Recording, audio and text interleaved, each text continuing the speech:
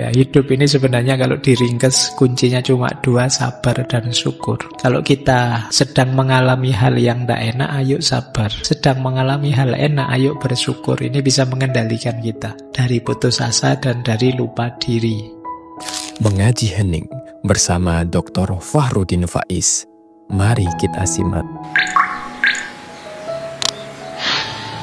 Sekarang kita mulai berjalan karena kita sudah punya senjata dan juga punya bekal. Mulai kita masuk ke makom-makomnya. Pencarian kesempurnaan dan makom-makom suluk. Ada 6 juga. Yang pertama kholwah, yang kedua tafakkur, yang ketiga khauf, yang keempat rojak, yang kelima sabar, yang keenam syukur. Ini sebenarnya familiar di telinga kita istilah-istilah ini. Tapi coba kita lihat sebentar. Yang dimaksud makom-makom ini dalam suluk. Yang pertama kholwah. Kholwah itu kita maknai biasanya menyendiri, menghindar dari keramaian. Maksudnya apa? Menghindari hal-hal yang mengalihkan perhatian kita dari Allah. Berarti apa? Kalau kita sudah kuat, tidak teralihkan dari yang selain Allah, berarti kita sudah kholwat sebenarnya. Tapi kalau memang kita tidak mampu, ya kita kholwat beneran. Kita menjauh dulu. Ini pertanyaan sering sekali ditanyakan ke saya. Misalnya begini, Pak, kalau circle saya toksik gimana, Pak? Teman saya ngaco terus, Pak. Saya pengen tobat segera itu, Pak. Tapi tidak bisa ya, Pak. Lagi sudah niat mantep-mantep, tiba-tiba diajak keluar, jalan-jalan. Balik lagi ke setelan lama. Akhirnya, kan kamu sering begitu, toksik. Ya memang strateginya apa? Kholwat. Kholwat itu minggir dulu. Kalau kamu merasa tidak bisa melawan pengaruh itu, yang menurutmu itu negatif, ya minggirlah. Entah dengan cara apa, minggirlah. Ya karena kalau kamu sadar itu toksik, beracun, kamu di situ terus, dan kamu tidak bisa melawannya, ya kamu keracunan terus. Cari alasan untuk kamu berjarak. Biar kamu kuat dulu. Kalau kamu sudah kuat, kamu boleh balik lagi ke circle-mu. Sekarang situasinya terbalik. Bukan mereka mempengaruhi kamu, tapi kamu yang mempengaruhi mereka. Kalau situasinya seperti ini sih, jalan saja sudah. Tidak apa-apa. Nah, sementara kalau kamu masih belum kuat, minggirlah. Itu yang disebut kholwat. Kalau kamu masih belum tahan godaan, minggir. Jadi karena kalau kamu nengah terus, ya tergoda terus. Kamu tidak bisa melawannya. Nah, dalam kholwat ini apa yang dilawan? Yang pertama, objek-objek indrawi. Kesenangan-kesenangan material. Ini sering memalingkan perhatian kita dari Allah. Yang kedua, situasi batin kita. Kadang cinta atau benci seseorang itu kan mempengaruhi kita dari Allah. Saking senangnya atau saking bencinya kita sampai lupa pada Allah. Saking tidak senangnya sama orang misalnya, kita tabrak semua yang dilarang oleh Allah. Kita maki-maki, kita menyumpah-nyumpah, kita nyusah-nyusah melakukan hal yang dibenci orang dan lain sebagainya. Kita lupa pada Allah. Jadi dorongan batin atau asumsi batin itu sering justru mengalihkan perhatian kita dari Allah. Yang ketiga, pikiran-pikiran ilusif, kata beliau. Pikiran ilusif itu pikiran yang tidak penting, ilmu yang tidak manfaat, tidak ada gunanya, kamu masukkan semua di kepalamu. Informasi yang tidak ada gunanya, kamu masukkan semua di kepalamu. Itu mengganggu kita. Apalagi hari ini kamu banjir informasi. Sudah tiap hari apa saja, ganti hari, ganti masalah. Yang viral ganti-ganti. Kadang-kadang tidak nunggu ganti hari, ganti jam. Tadi sebelum berangkat ngaji yang viral apa, nanti pulang sudah ganti lagi yang viral apa. Dan kepalamu penuh dengan itu semua. Loh kapan terus kamu sibuk sama Allah? Nggak ada ya kamu ngajak temenmu, yuk jalan yuk sebentar, saya masih sibuk nih. Sibuk ngapain? Sibuk sama Allah. Nggak ada ya. Kesibukanmu pasti tidak tentang itu. Oh, kalau ada yang begitu keren. Makommu sudah lumayan berarti kalau bisa begitu. Nah, coba deh pikiran-pikiran ilusifmu. Atau yang nomor 4 ini menarik kadang-kadang. Kejadian-kejadian ghaib. Istilah beliau sanawihul ghaib. Hal-hal yang mungkin kayak mukjizat luar biasa itu kadang mendistraksi kita dari Allahnya. Jadi jangan dikira karomah-karomah hebat yang luar biasa itu, anugerah yang besar itu, ujian yang sangat besar. Kadang-kadang kita berhenti di situ. Mungkin mengagumi kita yang hebat atau mengagumi orang lain yang melakukan kehebatan itu, justru kita lupa Allahnya. Nah, itu sanawihul ghaib. Kalau sudah begitu, minggir saja. Pak, saya ada sih Pak kehebatan 1-2. Cuma saya itu kalau dipuji orang, kepala saya besar. Lupa diri, sombong. Minggir biar tidak banyak dapat pujian yang aneh-aneh. Tidak usah baca komen-komen biar tidak. Kamu merasa tinggi, merasa besar, merasa hebat. Itu bagian dari sanawihul ghaib. Kemudian yang kelima, waridat. Al-hakiki, intuisi. Tiba-tiba mikir apa, dapat ilham apa, dapat itu sering kadang mengganggu. Pikiran-pikiran yang datang tidak terduga, yang sifatnya negatif. Nah, ini rute pertama kholwat, menghindari gangguan-gangguan. Minggir dulu. Jadi suluknya diawali dari minggir dulu karena kita masih lemah, masih mudah tergoda. Rute kedua, kalau sudah kholwat apa? Tafakkur. Mulai merenung, berpikir. Siapa aku? Apa hakikat diriku? Kemana tujuanku? Itu kan tafakkur. Ini penting kan ada hadis itu. 1 jam berpikir itu lebih baik daripada 70 tahun ibadah. Nah, cuma ini jangan jadi alasan kamu malas sholat, malas itu gitu ya. Nanti diajak sholat, sebentar saya mikir dulu. Karena 1 jam mikir itu ya. Nah, ini tidak ada hubungannya dengan kewajiban-kewajiban, berhubungan dengan keutamaan. Karena kalau kamu ibadah saja tanpa mendayagunakan akal budimu, akal pikiranmu, ya nanti kamu jadi tidak kritis. Jangan-jangan masih kurang, masih keliru, masih bisa ditingkatkan dan lain sebagainya. Makanya itu lebih utama. Jadi bukan berarti ya saya tidak sholat, tidak apa-apa Pak. Saya mikir saja 1 jam. Saya kuliah saja 1,5 jam. Itu kan lumayan. Itu sudah 70 dibagi 2 tambah 7. 100 tahun ibadah itu berarti. Ayo, cara memahaminya awas keliru. Nah, jadi tafakkur. Di antara yang mendekatkan kita pada Allah adalah tafakkur. Khususnya mentafakuri ayat-ayatnya. Ayat-ayatnya Allah itu yang beliau kutip ya ayat tentang afak dan anfus. Afak itu alam semesta, anfus itu diri kita. Semakin kita paham alam semesta dengan segala mekanismenya, semakin kita sadar bahwa ada pencipta dan pengaturnya. Semakin kita kenali diri kita, semakin kita sadar hadirnya Allah. Man arofa nafsahu faqad arofa rabbahu. Itu pentingnya tafakkur. Jadi rute kedua tafakkur. Rute ketiga khauf dan huzn. Khauf itu takut, huzn itu sedih. Khauf itu berhubungan dengan yang belum datang. Besok ada ini ya, jangan-jangan gitu, itu kan takut. Kalau huzn itu berhubungan dengan sesuatu yang sudah lewat dan mengecewakan. Khauf dan huzn kalau bagi orang yang suluk isinya 2. Takut jauh dari Allah. Kemudian sedih kalau hatinya jauh dari Allah. Jadi ini juga jadi rute. Akhirnya apa? Ketika kita takut jauh dari Allah, kita juga takut melakukan dosa. Takut kehilangan kesempatan melakukan kebaikan yang mendekatkan kita pada Allah. Takut kehilangan momen untuk lebih mulia lagi, lebih dimuliakan oleh Allah. Jadi ini makom khauf.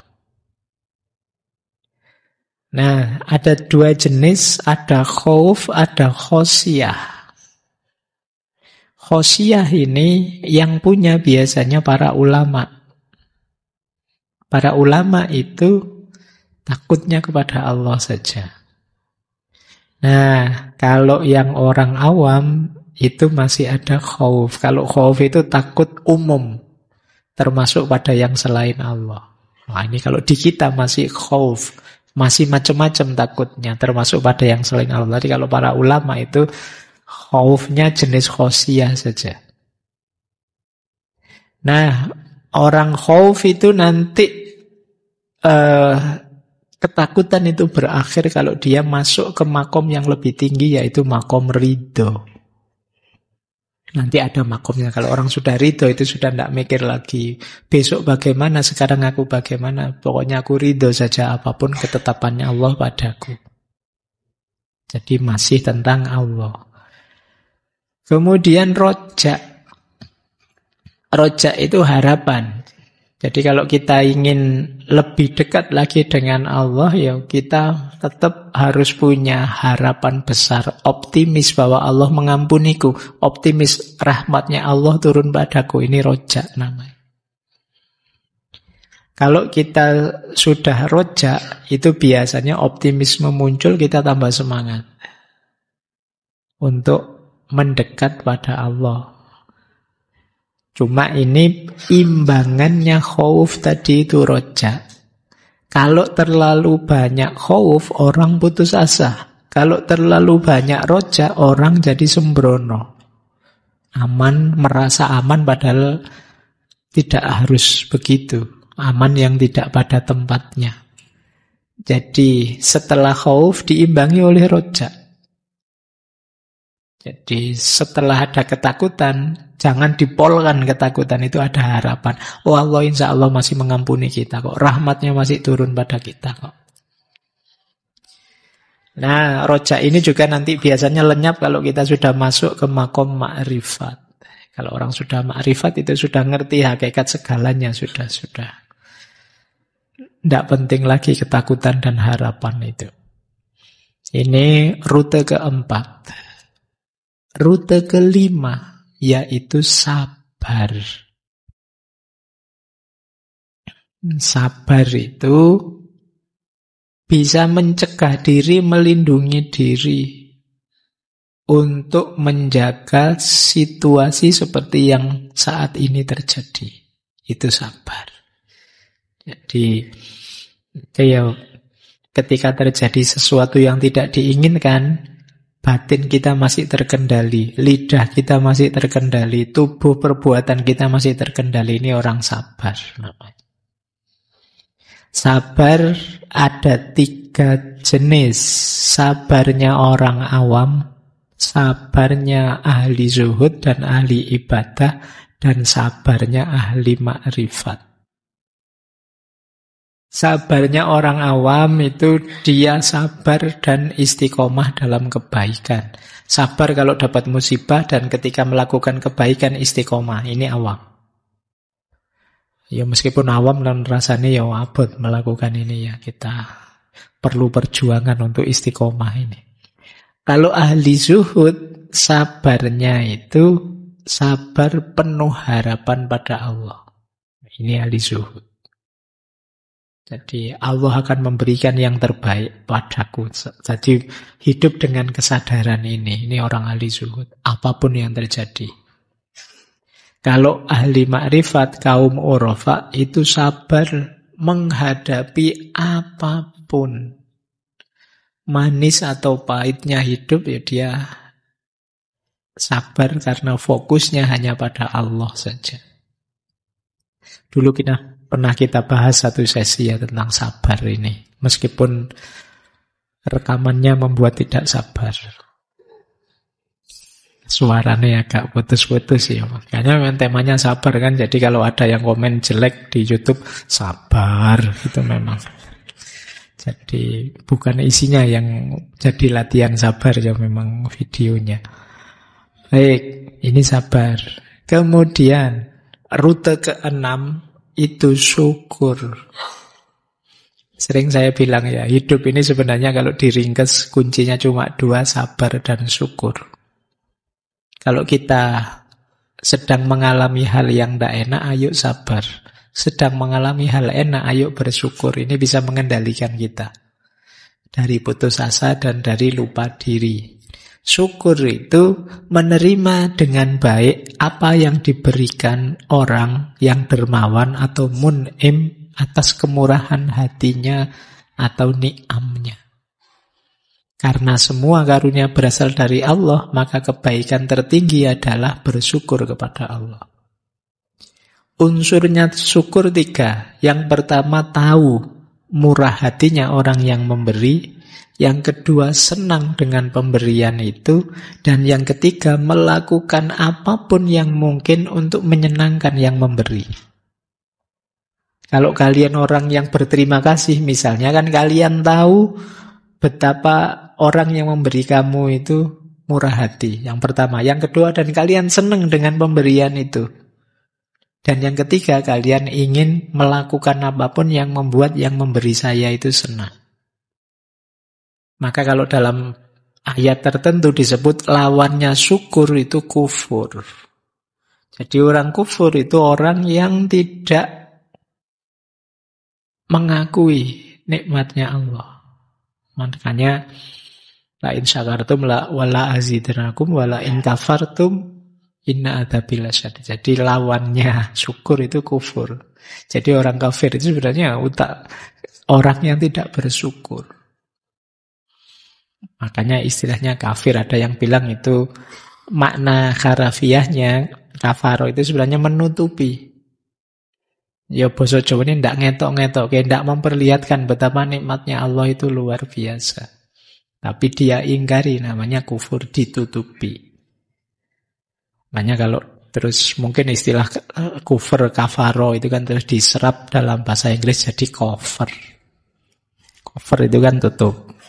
Bed cover itu kan tutupnya kasurmu, dipanmu. Jadi itu kan istilahnya sama. Jadi kufur, kafir, kufur.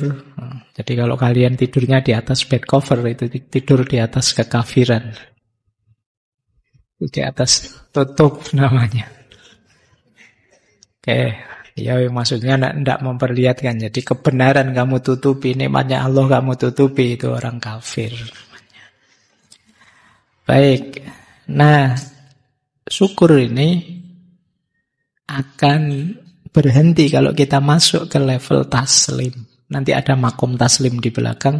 Di makom taslim itu apapun yang diberikan oleh Allah semuanya, apakah nikmat ataukah kemalangan bagi kamu sama saja. Yang penting Allah masih ridho padamu.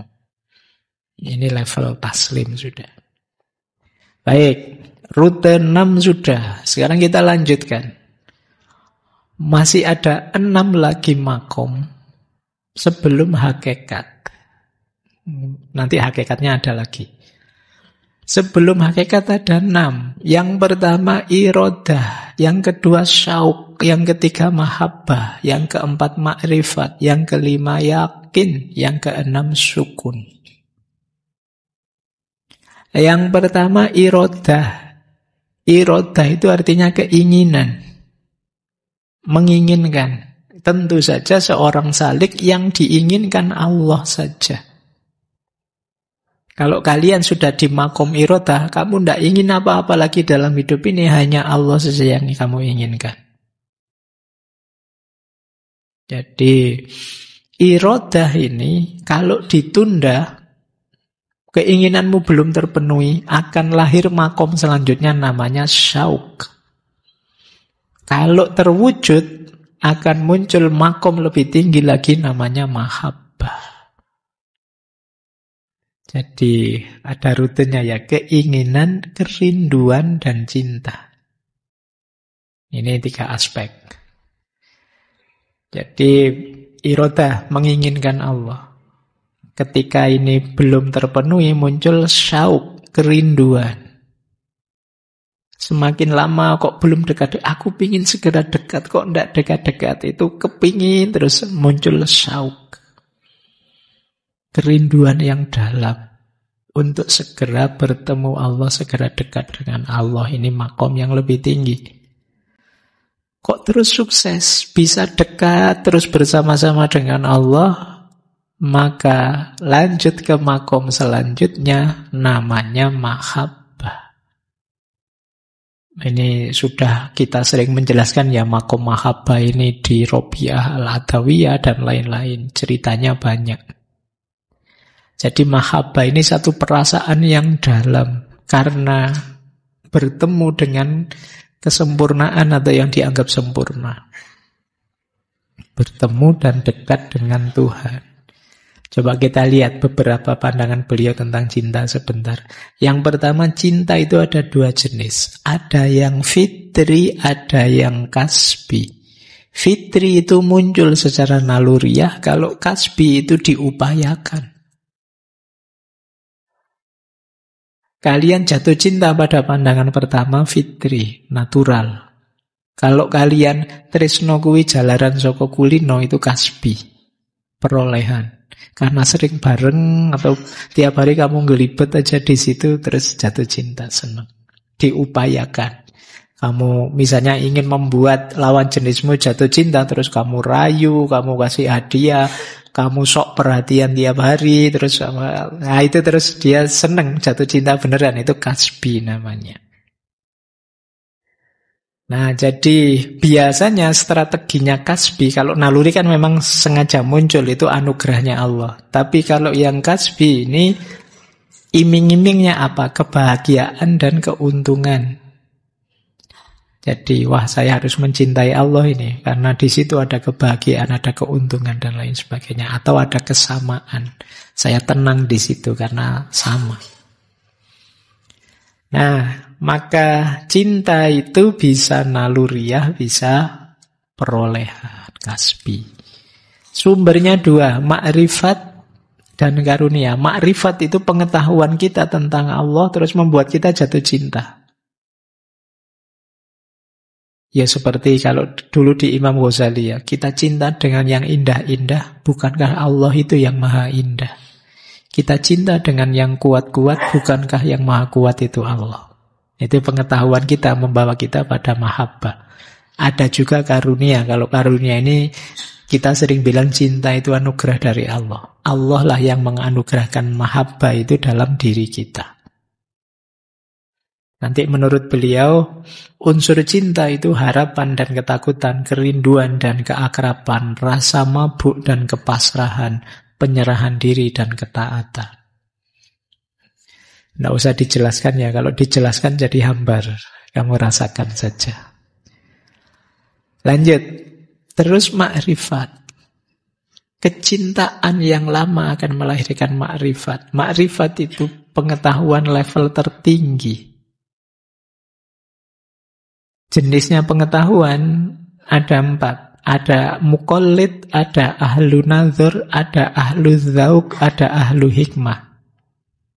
Muqallid ini orang yang tahunya hanya diberitahu dan percaya. Ini muqallid. Ini level pengetahuan yang paling elementer, paling dasar. Ada level makrifat lebih tinggi, pengetahuan lebih tinggi. Ahlu nazar. Ahlu nazar itu seperti orang melihat asap terus menyimpulkan adanya api. Melihat ciptaan Allah terus sadar hadirnya Allah. Ini ahlu nazar. Orang pinter, ilmuwan, saintis itu ahlu nazar. Level ma'rifatnya pada Allah ada di level kedua. Ada level ketiga, ahlu dzauq. Ahlu dzauq itu dia mengenali sesuatu dari merasakannya.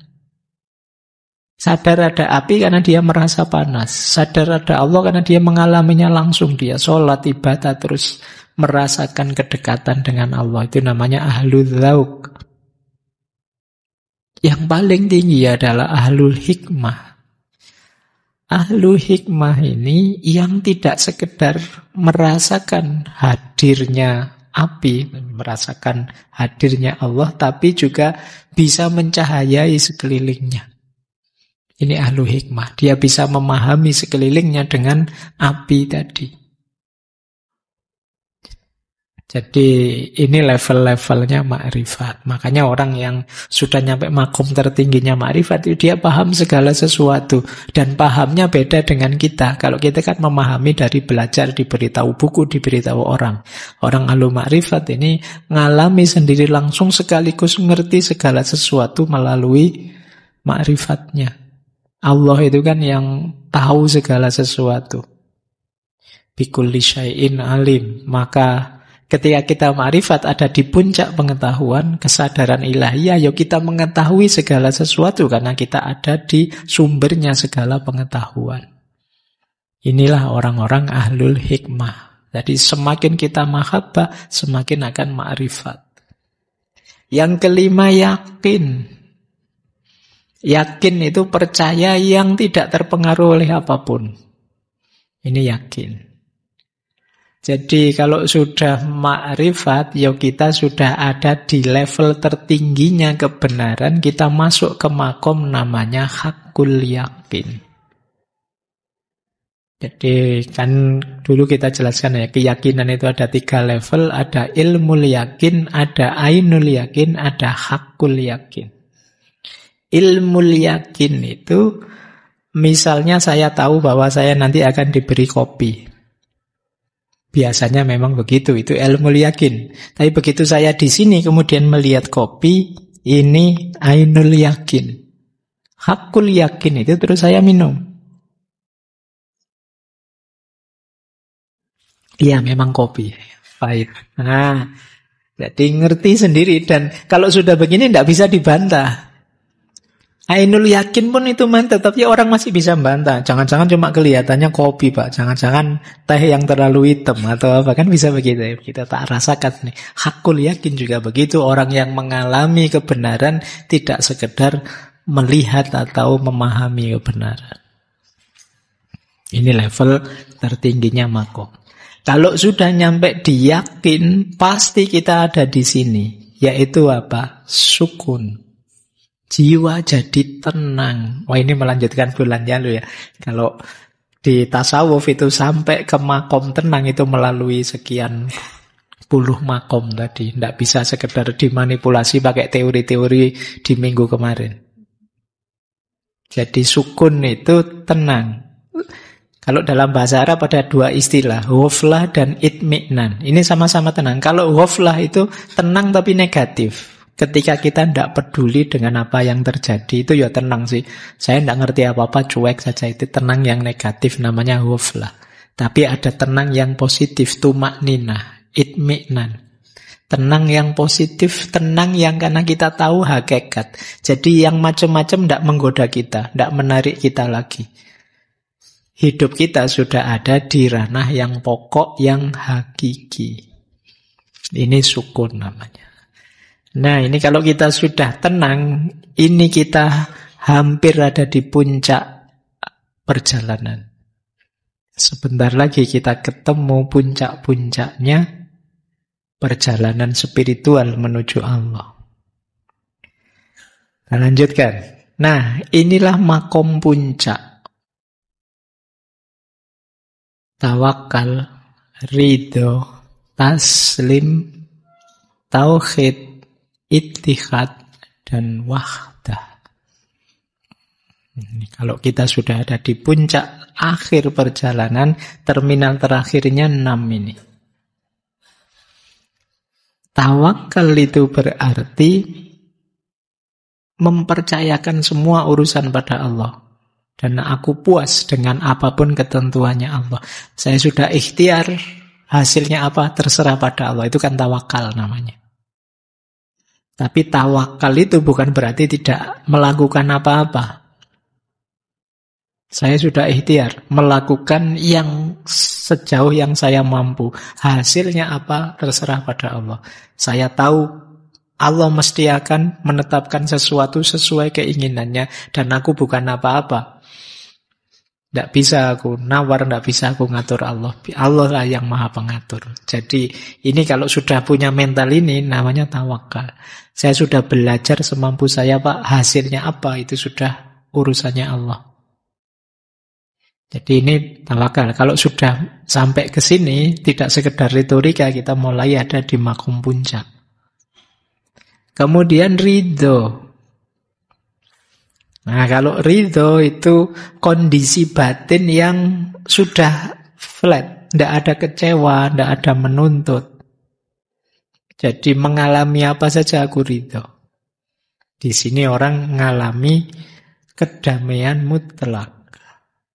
Ada kalimat begini, itulah kenapa malaikat penjaga surga itu namanya Ridwan. Ridwan itu dari akar kata ridho. Karena orang yang mencapai makom ridho, dia akan merasakan surga. Hidupnya tenang, bahagia, nyaman terus. Tapi kalau kamu masih menuntut, terus tidak puas, terus ya, kamu masih belum ketemu malaikat Ridwan. Kamu belum di surga. Tapi kalau kamu sudah bisa ridho, apalagi sepenuh hidupmu di makom ridho ini, maka di situ kalian merasakan surga. Kalau sudah ridho, maka kalian akan mampu taslim. Kepasrahan total kepada Allah. Jadi makom taslim ini lebih tinggi daripada makom tawakal. Kenapa? Kalau makom tawakal itu Allah itu kita pasrai. Ikhtiar yang sudah kita lakukan. Jadi Allah itu posisinya kayak wakil.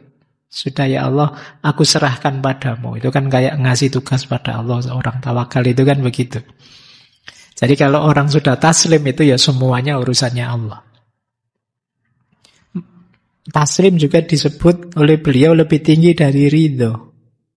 Kalau ridho itu Allah menginginkan apa dan keinginanku dan keinginannya Allah sama, makanya aku ridho. Tapi kalau dalam taslim, keinginanku tidak ada. Yang ada keinginannya Allah saja, aku hanya pasrah total. Maka taslim disebut lebih tinggi. Terus, kalau sudah tawakal, sudah ridho dan sudah taslim, kita akan masuk ke puncaknya. Diawali dari tauhid. Tauhid itu satu. Menganggap satu atau mensatukan, kata beliau. Menegaskan bahwa Allah adalah Maha Tunggal. Jadi ada yang menganggap tauhid itu awalnya ma'rifat, ada yang menganggap tauhid itu tujuan puncaknya ma'rifat. Jadi tauhid itu nanti kesadaran bahwa ya yang ada satu-satunya hanya Allah saja. Yang paling penting itu Allah. Tauhid itu menomorsatukan Allah dalam hidup dan Allah lah satu-satunya dalam hidup. Itu tauhid. Selain Allah tidak penting semua. Itu orang sudah level tauhid. Lebih tinggi dari tauhid apa? Ittihad. Kalau tauhid tidak menyembah apapun selain Allah, Allah lah yang nomor satu dan disatukan. Tapi kalau ittihad tidak menyembah apapun yang lain bersama Allah. Itu namanya ittihad. Kalau tauhid itu penegasan Allah satu-satunya Tuhanku. Kalau ittihad itu kesadaran bahwa hidupku ini satu-satunya aku persembahkan kepada Allah. Jadi itu bedanya tauhid dengan ittihad. Ketika orang sudah ittihad dalam tanda petik ya, bertemu dengan Allah, ya tentu saja Allah yang tanpa batas dengan aku yang serba terbatas, Allah yang maha wujud, aku yang hanya dapat pinjaman wujud. Tentu saja aku tidak ada. Kan biasanya diibaratkan setetes air yang masuk di lautan. Dalam ittihad, ya setetes airnya hilang, yang ada lautannya. Inilah nanti beliau bilang, jadi kalau ada sufi bilang, ana al-haq. Atau subhani seperti di Abu Yazid, Maha suci aku itu bukan berarti menuhankan dirinya, nganggap dirinya Tuhan. Tapi mereka sedang menyatakan bahwa keakuanku sudah tidak ada. Yang ada tinggal Allah saja. Jadi aku ini sudah tidak penting lagi, aku sudah lenyap sama sekali. Jadi bukan manusianya yang jadi Tuhan. Tapi segalanya sudah tidak ada, satu-satunya tinggal Tuhan saja. Makanya ketika ditanya ya terus jadi Anal Haq atau Maha Suci aku. Ini makom puncak salah satunya. Cuma ini kesadaran, bukan teori. Jadi kalau kalian tiba-tiba kemana-mana mau bilang Ana Al-Haq, belum makom tetap. Tidak level kalian di situ. Karena ini tadi melalui perjalanan yang sangat panjang untuk sampai di ittihad ini. Nah, kalau sudah di ittihad, ada lagi yang keenam. Ini puncaknya puncak, namanya wahdah. Wahdah disebut lebih tinggi dari ittihad. Kenapa? Karena dalam ittihad itu ada aku dan dia dan Allah yang kemudian aku masuk ke ranah ilahiyah. Kalau dalam wahdah, akunya sama sekali sudah tidak ada. Jadi, kalau ittihad itu masih rasanya dari dua menjadi satu, itu kan ittihad. Tapi kalau wahdah, itu ya tinggal satu-satunya sudah. Memang ini kelanjutannya ittihad, jadinya apa? Wahdah. Makanya dia disebut lebih tinggi. Sama sekali aku tidak ada. Jadi kedirianku lenyap. Itulah nanti, ini kan yang nomor 6, ini yang paling puncak. Yang nomor 6 itulah nanti masuk ke babak finalnya suluk. Pada akhirnya suluk itu ya fana. Nah itu tidak ada lagi salik atau suluk, jalan atau tujuan, pencarian atau pencari, juga yang dicari. Segala sesuatu akan musnah, hanya tinggal Allah saja. Kullu syai'in halikun illa wajhah. Jadi puncaknya justru di sini, dan ketika nyampe sini ya hanya yang ngalami yang tahu keindahan dan kenikmatannya. Yang belum sampai sini tidak bisa bilang apa-apa. Yo kalian tidak usah komentar karena belum di makomnya. Yang saya sampaikan malam hari ini yang tidak terlalu penting kalian pahami sampai dalam, ini harus kalian jalani. Jadi karena ini rute perjalanan yang kita sebut ilaihi roji'un. Kalian kan bertanya, kalau sudah sampai pada Allah terus apa yang terjadi? Kan kembali kepada Allah. Nah, kalau sudah ketemu pada Allah, ya puncaknya kebersamaan dengan Allah itu fana. Setelah ittihad, wahdah, terus fana. Baik, Pak. Berarti saya hilang dong, Pak. Saya tidak ada. Ya, kamu akan berat karena kamu belum makomnya. Kamu belum sampai ke sana. Makanya ini perjalanan spiritual. Prosesnya sangat panjang. Mungkin jangan dibayangkan seperti film yang happy ending terus kamu dapat kekayaan banyak, dapat istri cantik, kan bayanganmu itu puncaknya, itu kan senengnya di situ, Pak. Enggak. Ada kebahagiaan yang lebih puncak dari itu. Tapi ini dijelaskan susah, memang harus dijalani. Baik, makanya tadi saya bilang ini jadi rujukan ya, referensi. Tentu saja akan panjang prosesnya, mungkin teman-teman perlu guru, perlu wadah tertentu untuk melakukannya. Tapi malam hari ini kita tahu rutenya. Paling tidak ayo pelan-pelan dari bawah semampu yang kita bisa. Ada banyak keutamaan malam hari ini yang bisa kita ambil. Makanya judul kitabnya adalah Al-Awsaf Al-Ashraf. Sifat-sifat yang mulia. Kita mengambil yang manapun itu buahnya kemuliaan. Pak, saya masih belajar hanya untuk sabar saja, Pak. Itu juga kemuliaan. Teman-teman ngambil syukurnya saja, itu juga kemuliaan hidup. Ya siapa tahu sedikit-sedikit yang kita lakukan membuahkan ridhonya Allah. Sehingga kita nanti banyak dibantu oleh Allah juga untuk segera sampai padanya. Baik, itu dari Khoja Nasiruddin At-Tusi. Minggu depan kita belajar dari tokoh yang lain di tema yang sama.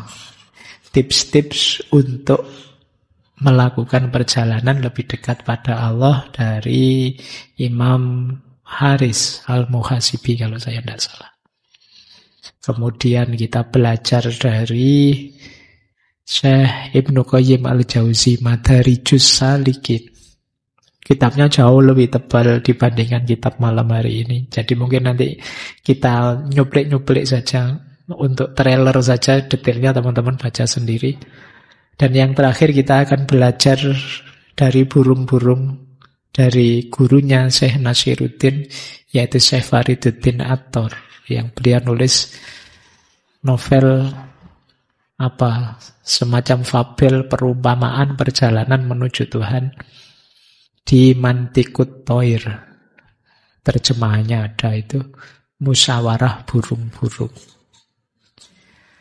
Baik, saya kira itu ya untuk malam hari ini. Semoga sedikit-sedikit ada manfaatnya. Kurang lebihnya mohon maaf. Saya akhiri sekian. Wallahul muwaffiq. Wallahu a'lamu bissawab. Wassalamualaikum warahmatullahi wabarakatuh. Terima kasih sudah menyimak. Semoga channel Mengaji Hening bersama Dr. Fahrudin Faiz selalu bisa memberikan ilmu, motivasi, dan kebermanfaatan. Salam sehat dan bahagia.